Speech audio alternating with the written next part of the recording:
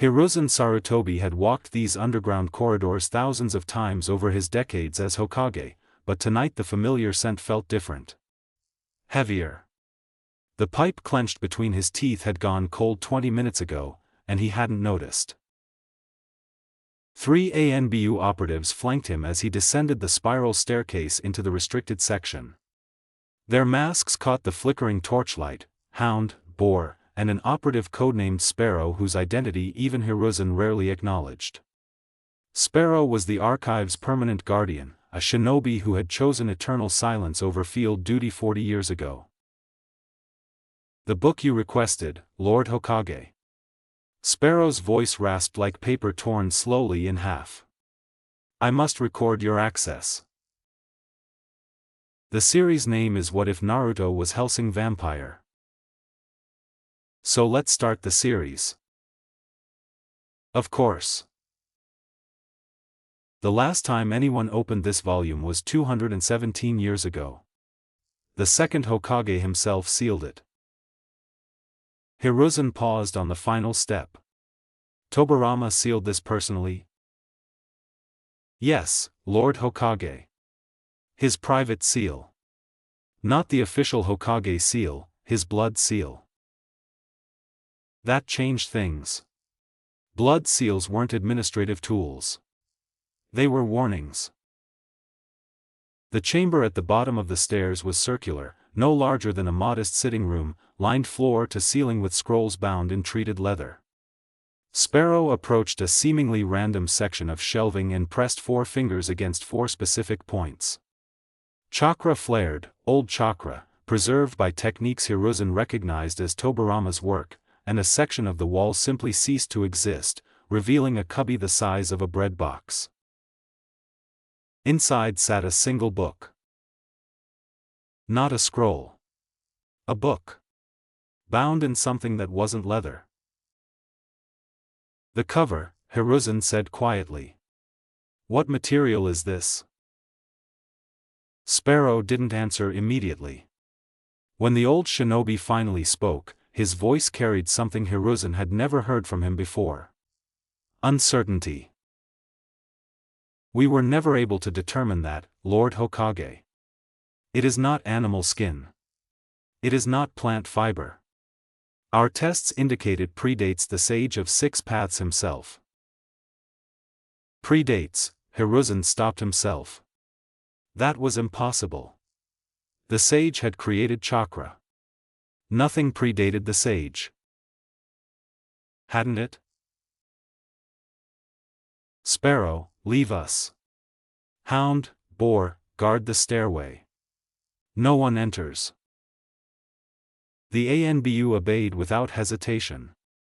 The door sealed behind them with a whisper of displaced air. Hiruzen approached the cubby alone. His hands, steady even in the chaos of 3 great shinobi wars, trembled slightly as he reached for the book. Tobirama's blood seal still glimmered across its surface, blue-white lines of chakra that had survived 2 centuries without degradation. He knew the release sequence. Tobirama had taught it to him personally, decades ago, for reasons the second Hokage had refused to explain. In case, Tobirama had said, "You ever need to understand what we buried." Hiruzen's fingers traced the pattern. Tiger. Boar. Ox. Dragon reversed. The seal recognized his chakra, compared it against the imprint Tobirama had left, and dissolved. The book was heavier than it looked. He carried it to the reading table at the chamber's center, a slab of stone worn smooth by centuries of shinobi hands, and opened it to the first page. The script was archaic, a variant of written language that predated the village system, but Hiruzen had spent his youth studying dead tongues. The first words made his blood run cold.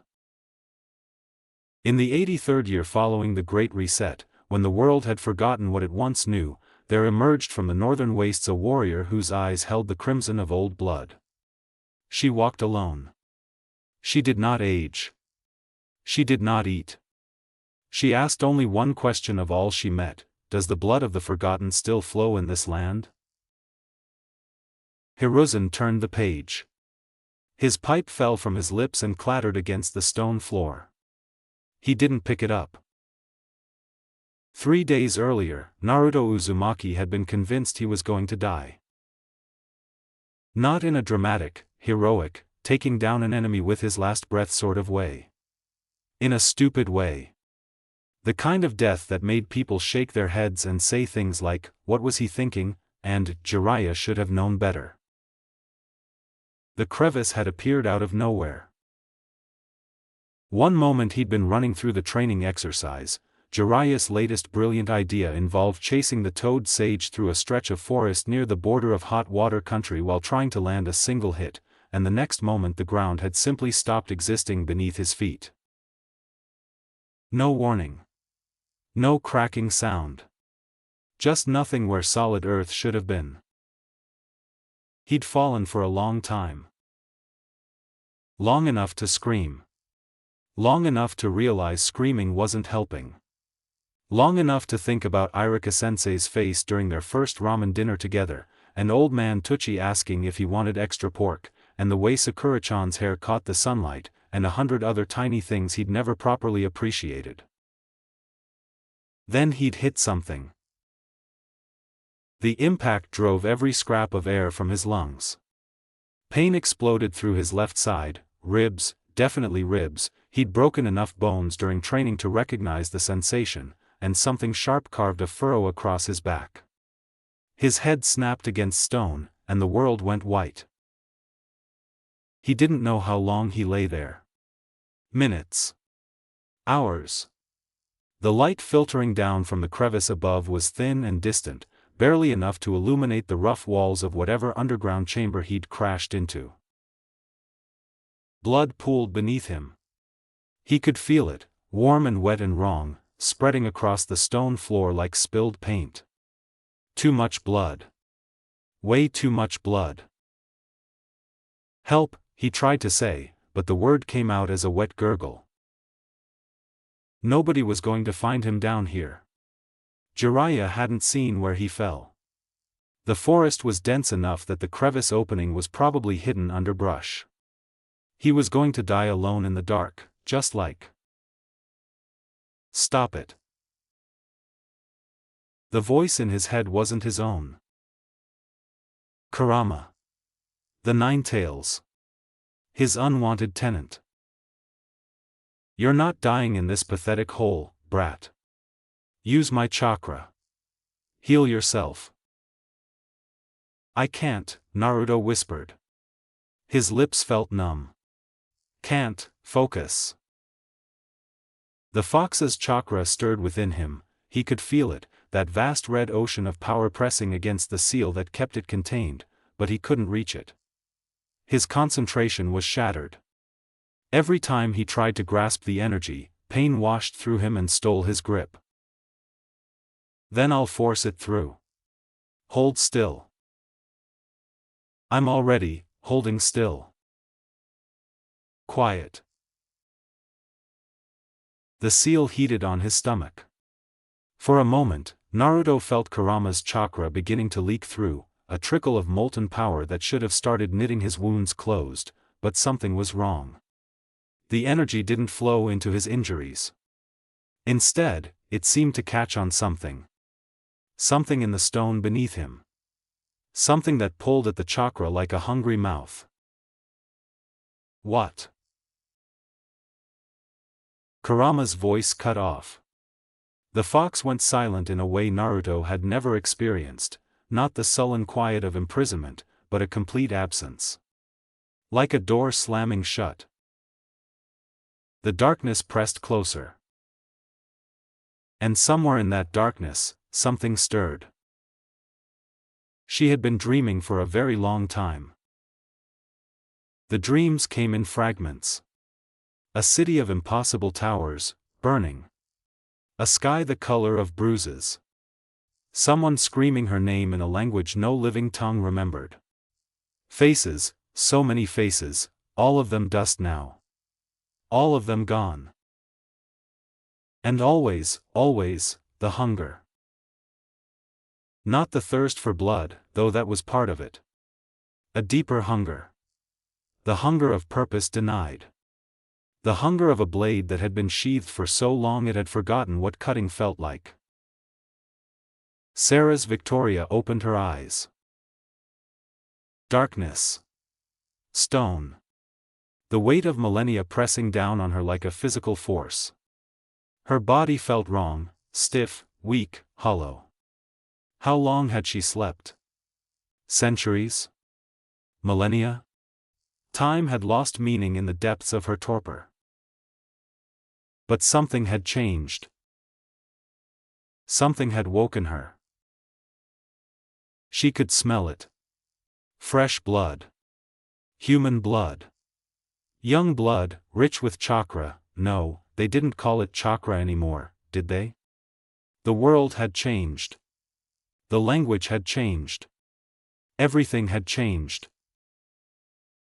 But blood was blood. She rose from her resting place, a sarcophagus of black stone that had been ancient when she'd been sealed inside it, and moved through the darkness with the fluid grace of a predator. Her senses stretched outward, mapping the chamber, finding the source of the scent. A boy. Broken and bleeding on the floor of her tomb. He was young. 14, perhaps 15 years old. Blonde hair matted with blood. A face that had never quite lost its childish roundness despite the hard lines of a life lived on the edge of survival. His clothing was strange, bright orange, utterly impractical for concealment, torn and stained dark red where the stone had cut him. He was dying. Sarah's knelt beside him. Her joints protested the movement. Centuries of stillness had turned her body into something foreign, something she had to relearn like a half-remembered language. But the hunger knew what to do. The hunger was always ready. His eyes opened. Blue eyes. Startlingly blue, even in the darkness. They widened when they saw her, and for a moment she wondered what he was seeing. A woman in tattered clothing that had once been a uniform? A monster with blood-red eyes and fangs that had extended without her conscious command? Or something else entirely? "Am I dead?" he whispered. "Not yet." Her voice was hoarse. Rusty. The first words she'd spoken since the world ended and began again. "But you're close." "Oh." He blinked slowly. His pupils were dilated. Concussion, probably. Internal bleeding, certainly. "Are you a ghost?" "I'm a vampire." "Oh." Another slow blink. "That's different." Despite everything, despite the hunger, despite the confusion, despite the weight of 100 centuries pressing on her soul, Sarah's almost smiled. She'd forgotten what it felt like, being spoken to so plainly. No fear. No awe. Just a dying boy accepting her existence with the same casual acknowledgement he might give unexpected rain. "I can save you," she said. "But there will be consequences." Consequences suck. They do. He tried to laugh. It turned into a wet cough that brought blood to his lips. "Do it. Whatever it is." "I can't," his voice cracked. For the first time, fear flickered in those blue eyes. Not fear of her. Fear of dying. Fear of leaving things unfinished. "I can't die yet. I haven't. I haven't become Hokage yet." Hokage.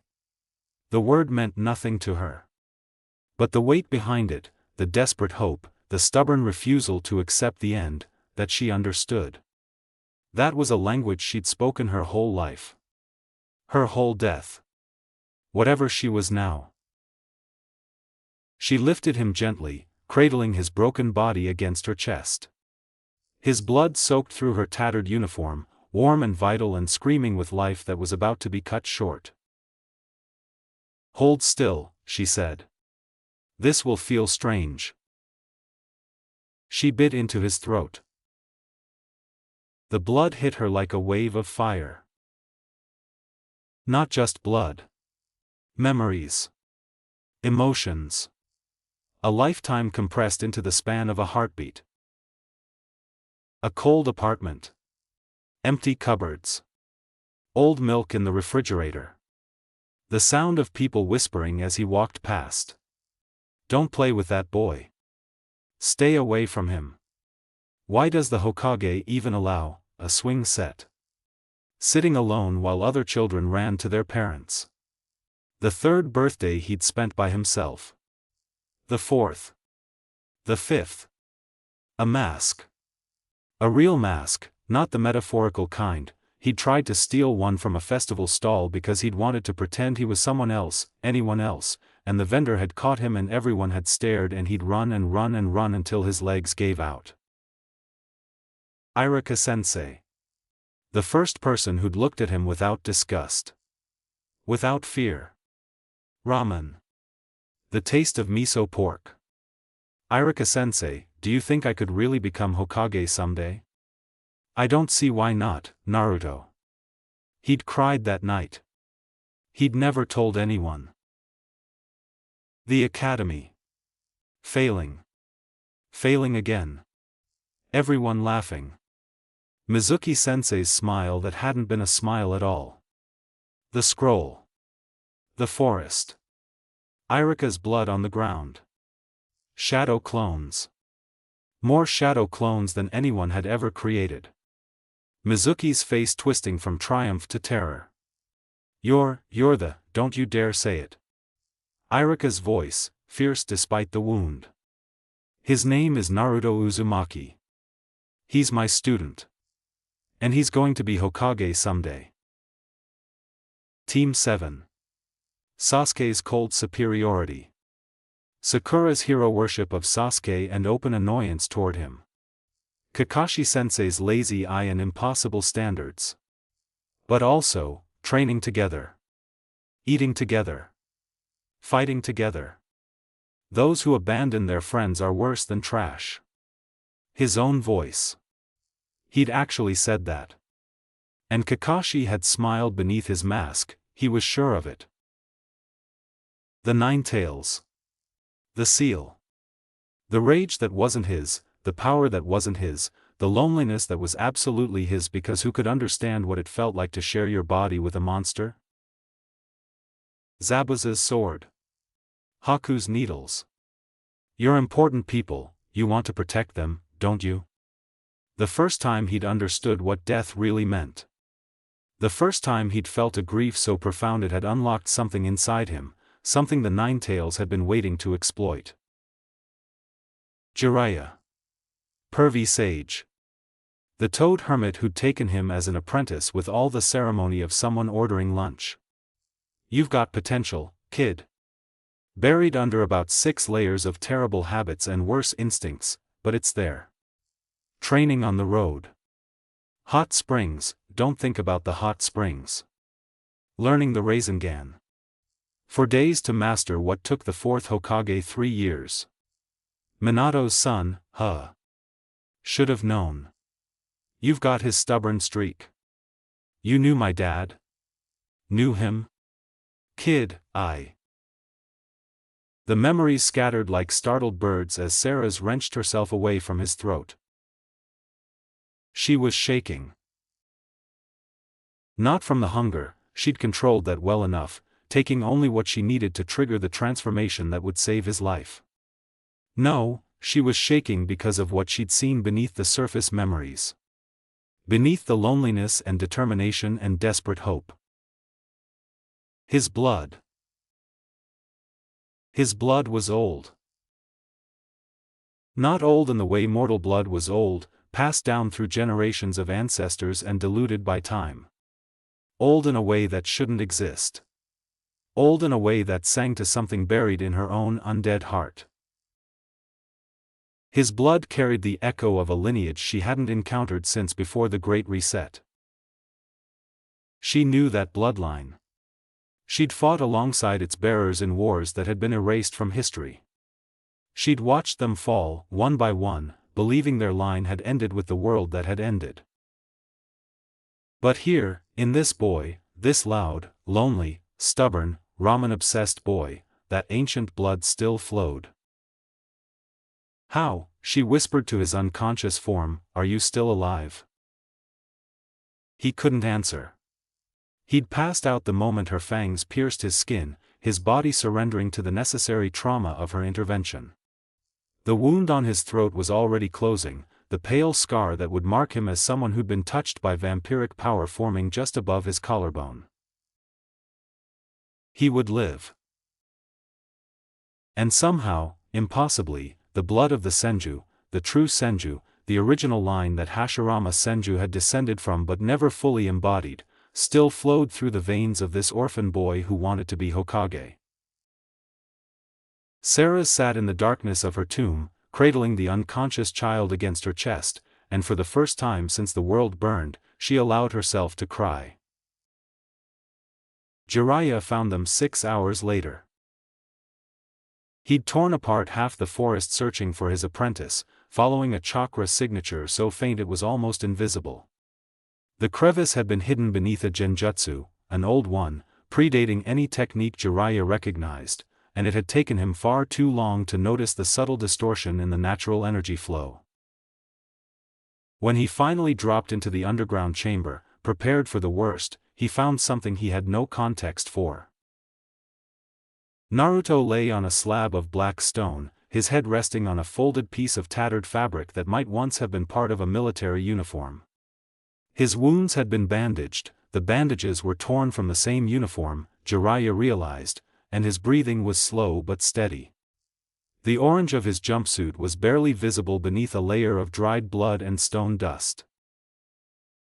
And beside him, watching Jiraiya with eyes the color of fresh blood, sat a woman who radiated power like a bonfire radiating heat. She was pale, not the pale of someone who stayed indoors, but the pale of something that had never been fully alive. Her hair was blonde, almost the same shade as Naruto's, cut short and practical. Her features were delicate, almost doll-like, except for her eyes. Her eyes were ancient. "You're his teacher," she said. Not a question. "I'm his teacher." Jiraiya's hands had already moved through the first 3 seals of a binding technique.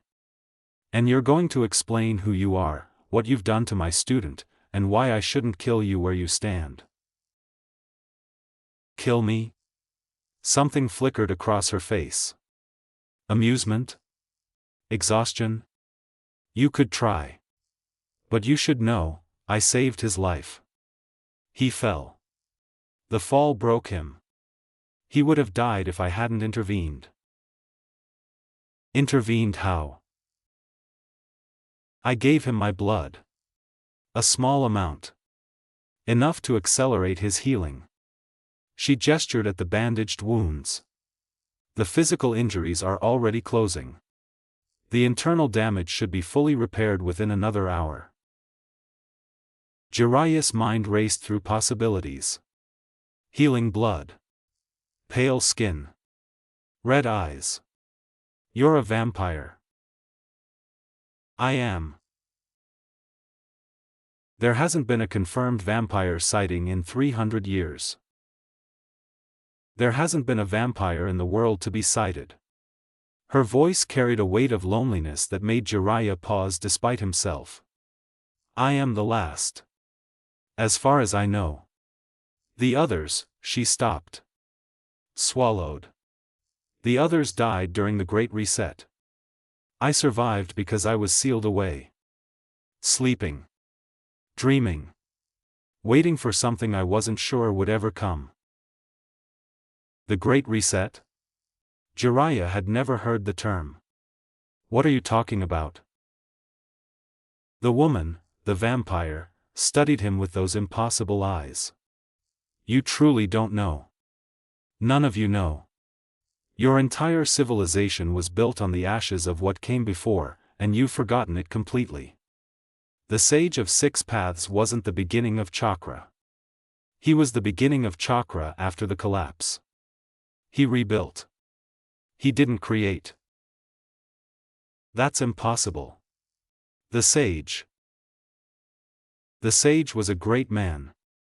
I knew him. She said it with the casual certainty of someone discussing a colleague from a previous job. He would be horrified by what you've forgotten. He tried so hard to preserve the old knowledge, but... She shook her head.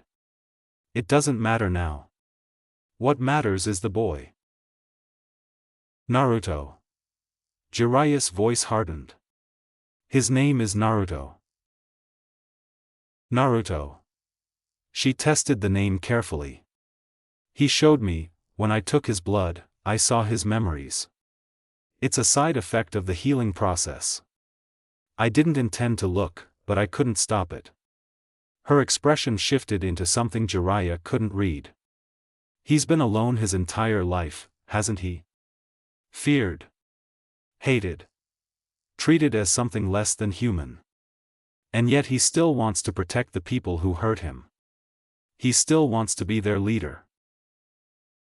That's who he is. It's who the Senju always were. The name hit Jiraiya like a physical blow. What did you say? The Senju. Naruto's bloodline. It's dormant, buried under generations of dilution, but it's there. I felt it when I tasted his blood.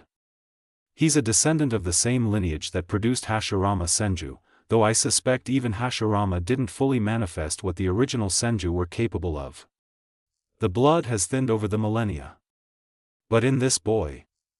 She looked at Naruto's sleeping face with something approaching wonder. In this boy, it's trying to wake up. Jiraiya's mind was a storm of competing thoughts.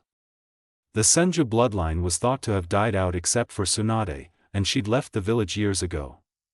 Even when the Senju had been active, there had never been any mention of them being anything other than a powerful shinobi clan descended from the sage's younger son. But this woman claimed to have known the sage personally. Which meant she was either insane, lying, or old beyond comprehension. I need to take him back to Konoha, Jiraiya said. He needs proper medical attention. He needs rest more than medical attention. The worst of his injuries are already healed. She hesitated. But... I would ask a favor. When you return to your village, tell your leader what you found here. Tell him about me. I need to understand what's happened to the world while I've been asleep. And I need to understand why this boy's blood was strong enough to wake me when nothing else has reached my prison in thousands of years. Prison? Did you think I chose to sleep in a stone box beneath a genjutsu seal? Her smile was bitter. I was trapped here. Sealed. By whom, I don't remember, the memory was taken from me as part of the binding. All I know is that Naruto's blood broke the seal. His blood, and whatever ancient power it carries. Jiraiya looked at his student, his godson, though Naruto didn't know that, and made a decision he suspected would have consequences he couldn't predict. Come with us, he said. To Konoha. If what you're saying is true, the Hokage will want to speak with you directly.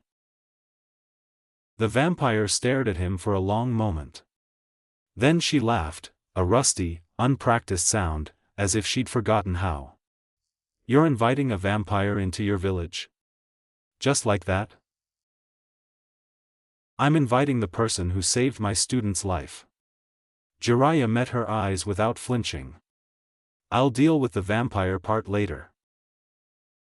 And if I'm lying? If this is all a trap? Then I'll kill you.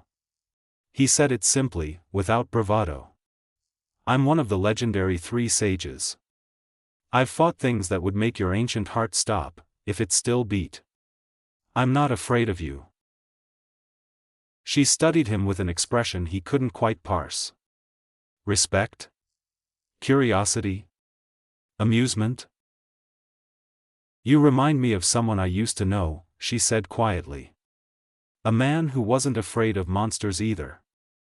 He died protecting people who never knew his name. She rose from her crouch beside Naruto, and her joints cracked audibly. My name is Sarah's Victoria. I was once a soldier in service to an organization dedicated to protecting humanity from the things that hunted in the dark. I have been asleep for a very long time. I don't know what I am anymore, or what purpose I serve in this new world. She looked down at Naruto, and something softened in her ancient eyes. But I know I woke up because of this boy. And I know I owe him a debt. Then help me carry him out of here, Jiraiya said. The rest we can figure out on the road. The journey back to Konoha took 4 days. 4 days of Naruto drifting in and out of consciousness, his body burning with fever as the vampire blood worked its way through his system. 4 days of Jiraiya watching Sarah's Victoria with the careful attention of a man who'd survived 3 wars by never fully trusting anyone. 4 days of the vampire asking questions about the world she'd woken into, questions Jiraiya didn't always know how to answer. These hidden villages, she said on the 2nd day, as they made camp beneath a rocky overhang. They're military states? Something like that. Konoha is the village hidden in the leaves. One of the 5 great shinobi nations. We train soldiers, shinobi, to carry out missions for the village and protect our territory. And these missions involve killing. Sometimes. Jiraiya didn't sugarcoat it. Sometimes they involve spying, or stealing, or sabotage. Sometimes they involve protecting caravans or escorting merchants. It depends on the mission. And children do this. Children train to do this. They don't take dangerous missions until they're ready. He paused. Usually. Sometimes war forces our hand. Sarah's was quiet for a moment. In my time, the organization I served had a similar purpose. We protected a nation called England. I don't know if that name means anything to you, from supernatural threats. We recruited soldiers young. Trained them hard. Some of them died. She stared into the campfire.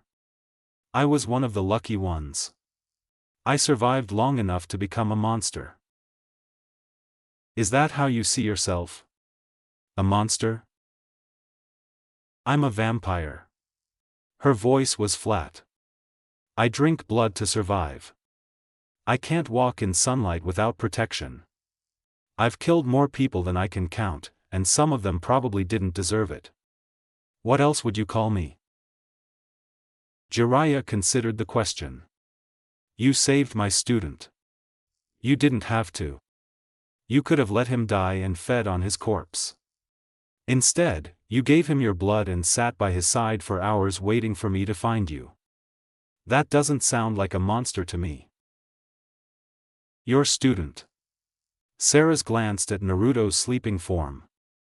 He's more than that, isn't he? I saw it in his memories, the way you look at him. You knew his father. It wasn't a question. Jiraiya sighed heavily. His father was my student. Minato Namikaze. The 4th Hokage. He died the night Naruto was born, protecting the village from the 9-tailed fox. The same fox that's now sealed inside Naruto. Sarah's eyes widened slightly. That's the power I sensed. The 2nd chakra signature coiled around his own. You imprisoned a demon inside an infant? We didn't have a choice. The fox would have destroyed the village. Minato gave his life to seal it, and he chose his own son as the vessel because he believed Naruto could handle it. Jiraiya's voice tightened. He believed Naruto could turn the fox's power into a force for good. Something that would protect the village instead of destroying it. And in return, your village treated the boy like a pariah. It wasn't an accusation. It was a simple statement of fact. Jiraiya still felt the sting of it. I didn't know. I was away. Gathering intelligence. By the time I came back, the damage was done. The third Hokage had forbidden anyone from discussing the fox's sealing, and the villagers had decided on their own that Naruto was somehow to blame. They couldn't separate the container from the contained. But you could have told him the truth. About his father. I should have. Jiraiya stared at the fire. I should have done a lot of things. I'm trying to make up for it now. Sarah's didn't respond. She just looked at Naruto with an expression Jiraiya couldn't read, something between pity and recognition. I was alone too, she said eventually. When I first became what I am.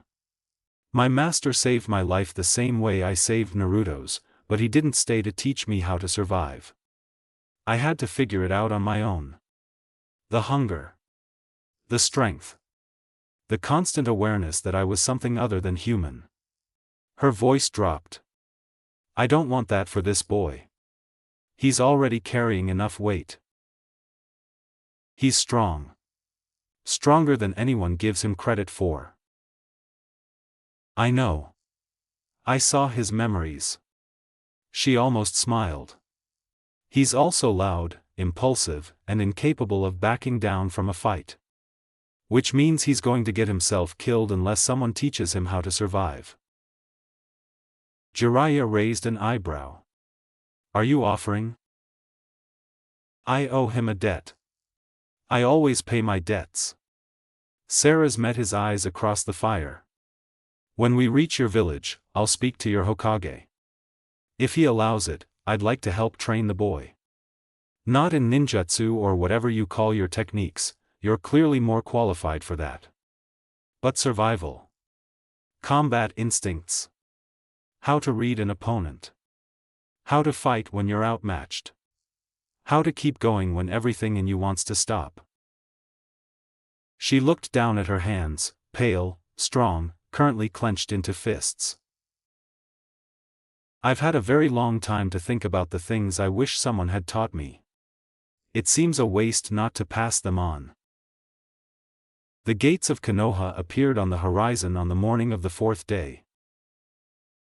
Naruto was conscious now, walking on his own 2 feet, though he still looked pale and unsteady. He'd been quiet since waking, quieter than Jiraiya had ever seen him. Part of it was physical exhaustion. Part of it was the shock of discovering that his blood carried secrets even he didn't know about. Mostly, though, Jiraiya suspected Naruto was trying to figure out what to make of the vampire walking beside him. So, Naruto said, breaking a silence that had stretched for nearly an hour, "You're really a vampire." "I'm really a vampire." "And you drank my blood." "A small amount. To heal you." Sarah's glanced at him sideways. "Does that bother you?" "Nah." Naruto's grin flickered across his face, weaker than usual, but still unmistakably his. "I mean, it's weird, but you saved my life. And it's not like I haven't had weird stuff happen to me before. I've got a giant fox demon sealed in my gut. A vampire drinking my blood is just another Tuesday, you know?" Sarah stared at him for a moment. Then, unexpectedly, she laughed. It was a real laugh this time, not the rusty, unpracticed sound Jiraiya had heard in the tomb, but something lighter. Warmer. The laugh of a woman who was remembering, however briefly, what it felt like to find genuine humor in something. "You're a strange boy, Naruto Uzumaki. Everyone keeps telling me that." He paused. "Hey, Sarah-san. When we get to the village, what are you gonna do?" "That depends on your Hokage. I'm hoping he'll allow me to stay. At least for a while." "Stay?" Naruto's eyes widened. "You mean, like, live in Konoha?" "Something like that. Your teacher mentioned that you're preparing for an important exam. The Chunin exams, I think he called them." "Yeah. The finals are in, like, 2 weeks. I'm fighting this guy Niji, and he's a total jerk who thinks fate controls everything and people can't change who they are, and I'm gonna prove him wrong. And Naruto. Sarah's voice cut through his rambling with gentle precision. Breathe. Right. Sorry. He took a breath. But yeah, I'm fighting Niji. And I'm gonna win. I believe you. She said it simply, without condescension. And if your Hokage allows it, I'd like to help you prepare. You'd train me? I'd teach you what I know. I can't use chakra the way you do, my abilities come from a different source, but combat is combat. Movement is movement. Learning to read an opponent's body before they strike is the same whether you're fighting with fists or fangs. Naruto considered this. Then his grin returned, broader this time. That sounds awesome. Jiraiya's training is great and all, but he spends half the time peeping at women and the other half making me do weird stuff that doesn't make sense until way later. I do not, Jiraiya started. You totally do, pervy sage. Remember the water walking exercise? You made me stand on a river for 3 days before you explained what I was actually supposed to be doing. That's called building character. That's called being a terrible teacher. Sarah's watched their bickering with an expression that hovered somewhere between amusement and bewilderment. Jiraiya caught her eye over Naruto's head and shrugged. You get used to him, he said. I'm starting to understand that, she replied. The Hokage's office was exactly as Jiraiya remembered it, cluttered with paperwork, thick with pipe smoke, and occupied by a man who looked far too old to still be carrying the weight of an entire village on his shoulders. Hiruzen Sarutobi listened to Jiraiya's report in silence. His expression didn't change as the Toad Sage described the fall, the underground chamber, the ancient genjutsu that had hidden it, and the vampire who had saved Naruto's life. He didn't interrupt. He didn't ask questions. He simply absorbed information like a stone absorbing heat. When Jiraiya finished, the silence stretched for a long moment. Where is she now? Hiruzen asked. Outside. One of your ANBU is watching her. She agreed to wait until you were ready to speak with her. And Naruto? In the hospital. The doctors confirmed he's fully healed, they couldn't find any trace of the injuries I described. They're keeping him overnight for observation, but he'll be discharged tomorrow morning. Hiruzen nodded slowly. You said she made a claim about his bloodline. She said Naruto carries dormant Senju blood. The original Senju line, not just the diluted branch that produced Hashirama. That's... Hiruzen trailed off. He didn't say impossible. He was too old, had seen too much, to believe in impossible. That would explain certain things. Naruto's chakra reserves. His accelerated healing. The way he survived injuries that should have killed him during his early years. He tapped his pipe against his desk.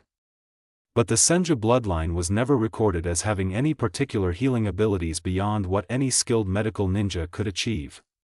Tsunade's strength and regeneration came from her own techniques, not her blood. She wasn't talking about Tsunade. She was talking about something older. Something from before the Sage of Six Paths. Silence again. Hiruzen's pipe had gone out, but he didn't seem to notice.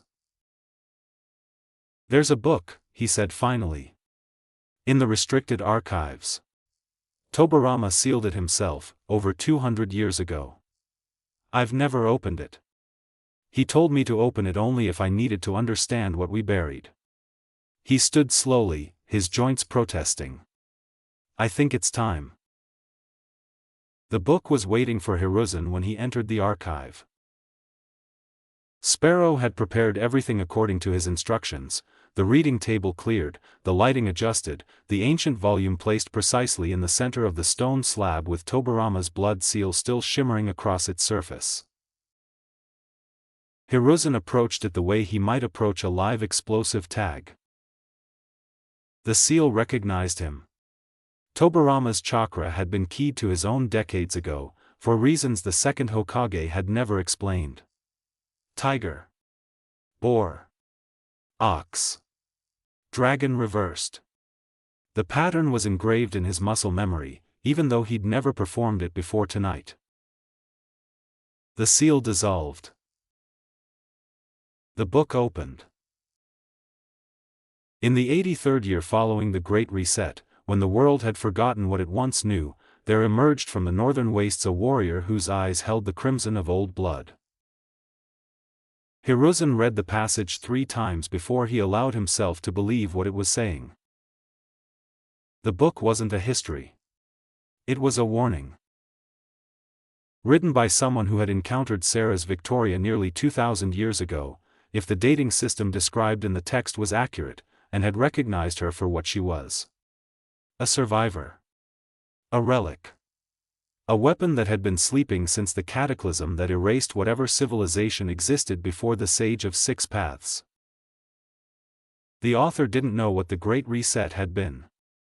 They only knew that something had happened, something vast and terrible, that had shattered the old world and left humanity scrambling to rebuild from the ashes. The sage had emerged during that rebuilding, a figure of immense power who had gathered the scattered survivors and taught them to harness chakra. But the sage hadn't been the beginning. He'd been a continuation. A man who had inherited fragments of knowledge from a world that no longer existed and had tried to preserve what he could. And Sarah's Victoria had been there.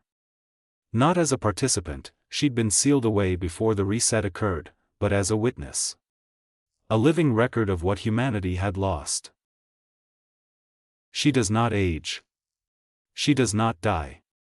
She asks only one question of all she meets: does the blood of the forgotten still flow in this land?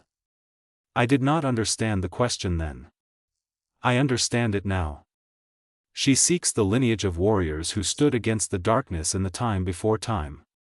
The line of those who were called Senju, not a clan, as we now use the word, but a mantle.